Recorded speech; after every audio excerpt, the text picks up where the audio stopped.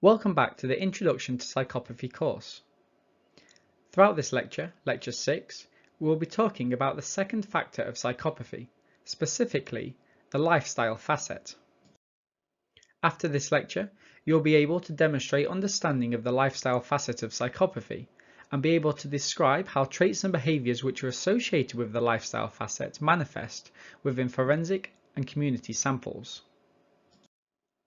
Going back to our use of the item structure, we return to item 9, the need for stimulation and a proneness to boredom. Here we see that psychopaths are easily bored and can often take part in illegal activities just to alleviate this boredom. Oftentimes, this results in psychopaths engaging in dangerous activities just for the thrill, even if it is a detriment to themselves. Such activities may include the use of drugs, promiscuity in a sexual manner, and quitting their jobs just related to boredom. Individuals generally show a pattern of starting and stopping activities and are always looking for their next fix or thrill. To demonstrate this item, I oftentimes use the book or film adaptation of The Wolf of Wall Street, released in 2013. Here we see that the main character is a high-flying businessman. Please keep this in mind for Lecture 9 on successful psychopathy. However, this individual takes part in the use of drugs, sexual promiscuity, and often goes from one affair to another, trying to alleviate their boredom, using money as a way to facilitate this. Item 10, a parasitic lifestyle. Here we see that psychopaths purposely live off others. They are oftentimes able-bodied, but simply do not work out of choice. Psychopaths live with others without paying rent, keeping all of the monetary resources for themselves. This may include pimping or sextortion as well, again using others for their own benefit. Coincide this with the manipulative facets as well. A quote from an anonymous patient here includes, "I was able to manipulate those people that were close to me for drugs, for money. I was using my friends. The more I know about them, the better I am at knowing what buttons to push. And no, I didn't care." This is very important when we know that psychopaths are experts in having conversations and getting to know each other, getting to know other people. They're able to use this information for their own advantage, and no, they do not care about it. They show no remorse for their actions. Hopefully now you'll be able to see how all of these items start to intertwine and interpin with one another, and ultimately help to facilitate the lifestyle, the parasitic lifestyle of a psychopath. Item 11, a complete lack of realistic long-term goals. Psychopaths often live day to day off the money of others, and have an inability or unwillingness to formulate or carry out realistic long-term plans. As such, psychopaths may be very adept at identifying idealistic potential long-term targets, but cannot put the infrastructure in place to achieve them. As such, psychopaths have unrealistic goals, and oftentimes use get-rich-quick schemes in order to try and make money. This in the context that we know that psychopaths go from job to job and oftentimes lose this financial infrastructure required to achieve these long-term goals. A piece of research in focus is that by myself and Dr. Philip Clark, which is currently in preparation.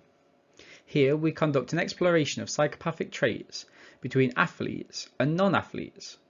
Remember that not all psychopaths are in the forensic setting. Here we found that psychopathy predicted one's motivation to take a leadership position within a team sport. However, it did not predict their actual position within those teams, showing that yes, people that score higher on psychopathic traits do in general have an ambition to be a leader in their positions. Think ahead to Lecture 9 in terms of successful psychopathy. However, they do not know, or at least don't, put in practice to achieve it. One limitation of this study, thinking critically, is that we never asked questions directly about potential barriers in order to take those positions or future plans to do so. As such, there is a lot more work to be done in the future in this area of study. Items 12 and 13 are commonly discussed together, those of impulsivity and irresponsibility. Here we see that psychopaths quit their job and move from place to place with very little notice and without any financial planning.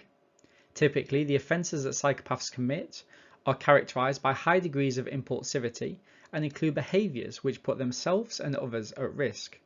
Psychopaths have very little regard for the outcomes of their actions. They abuse drugs and alcohol, both whilst working, driving, and when looking after their children. As such, they are neglectful. Here is a quote from psychopath James Fairweather. "I couldn't find no one. I then saw James Atfield lying there on the grass. He was drunk. They were saying, 'He's the one, do it.' So I started stabbing. One shot missed and went into his eye, and I went into a rage. There was a big pool of blood."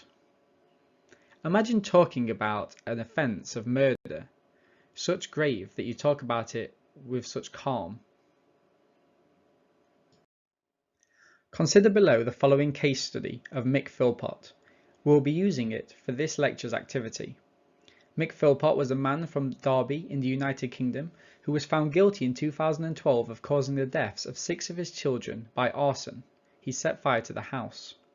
He had made a number of media appearances including The Jeremy Kyle Show, a UK talk show, and documentaries where the main focus was his polyamorous relationships and his belief that he should be provided for to a greater extent by the UK state's benefits system. He is currently serving a life sentence in prison.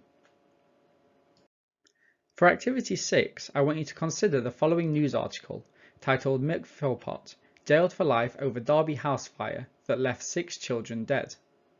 Here, I want you to spend 10 to 15 minutes considering how Mick Philpott is characterised within the article, and try to identify any key quotes or phrases which might evidence the presence of psychopathy, using the knowledge you've learnt thus far. You can take evidence from any facet, including items 19 and 20 of the PCLR, which will be discussed in the next lecture. This brings us to the end of Lecture 6. Throughout this lecture, we have discussed the 5 components which make up the lifestyle facet of psychopathy. These include the need for stimulation and a proneness to boredom, a parasitic lifestyle, a lack of realistic long-term goals, impulsivity, and irresponsibility. In Lecture 7, we move to the final facet of psychopathy, that of antisocial behaviour.